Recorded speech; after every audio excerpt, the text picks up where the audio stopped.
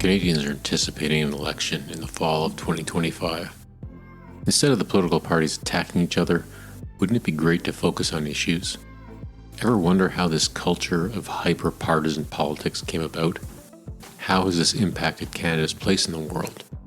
Former news anchor Kevin Newman gives us his take on this NSP Short. I think politics became different when it became an always-on thing. In other words, that and we did it for the right reasons. We in Canada, we took big money out of our politics. We changed the laws. They did it in the States too, but the Supreme Court struck it down. So big money is flush in there, right? All those big companies and lobbying groups that own certain politicians. That doesn't happen here because our laws forbid it. But what we replaced it with was micro donations. So, the most you can donate is $2,000, but parties live and breathe on these $5 every month donations. And so we created a system where you always have to be stimulating those $5. So anger works. And social media works. Right. And always arguing and stuff motivates people to continue, and tribalism works, right? So in order to fight these elections, we've created 24/7 campaigns where people are just always trying to trigger people to separate with their small amounts of money. Okay. If we could reform that, and I don't think we need to go back to, big money interests, because that wasn't healthy for our democracy either. But there must be something in between. Maybe the public funds certain numbers of election campaigns. Maybe that's a taxpayer. I'm just thinking out loud here. Mm-hmm. Maybe that's a taxpayer thing that everybody knows how much they have, and they go off and they spend it, and there's no other money needed. Then maybe we just be talking about politics around election campaigns. And so we could have those big, ugly conversations. And we could have big projects like free trade, But everybody is so afraid of affecting those microdollars that are coming into the political parties that nobody wants to talk about big stuff. They only want to talk about silly little stuff that motivates cash.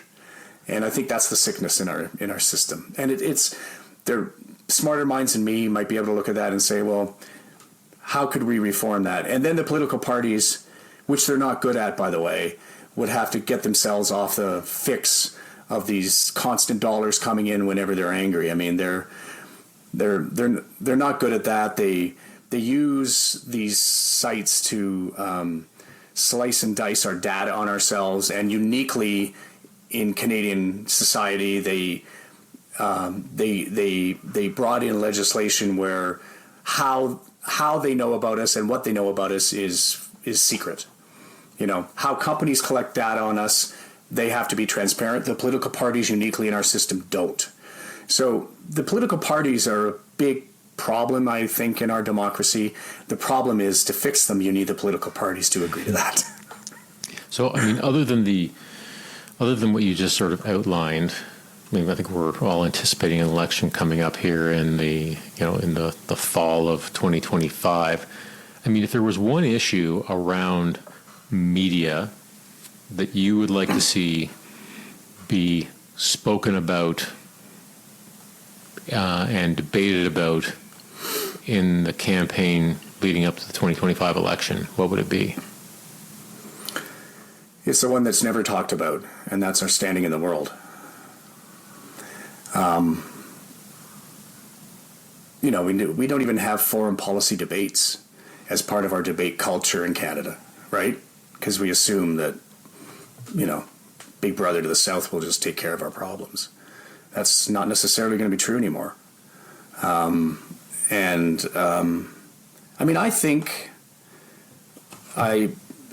think we could be heading towards an existential crisis for our country.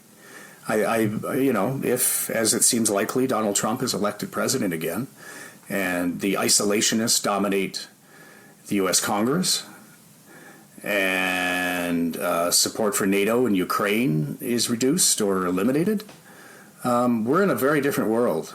And that's not a world that any Canadian should feel comfortable about. And if there are tariffs, if he comes forth and slaps tariffs on everything. Those are the things that,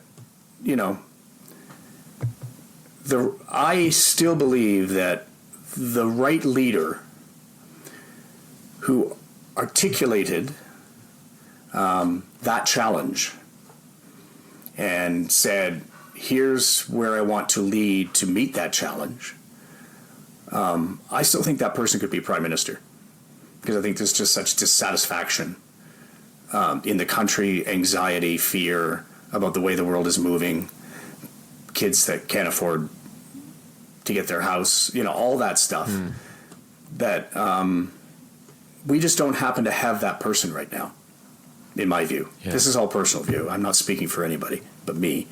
I've watching Mark Carney dip his toe in that place. He's talking about those kinds of issues and what is Canada's place, and that we do not have the same world. While all of us go off and think about small things, we need to be thinking about the big things. So I hope that I hope that somebody sees that there is what I believe to be a vast majority of Canadians in the middle who feel unrepresented by the politics of the moment, and might even start another party in the way that Macron did. Macron came out of nowhere to be, the leader of France by creating his own party at some point. And so maybe I'm naive and a Pollyanna, but I still think that can happen in Canada.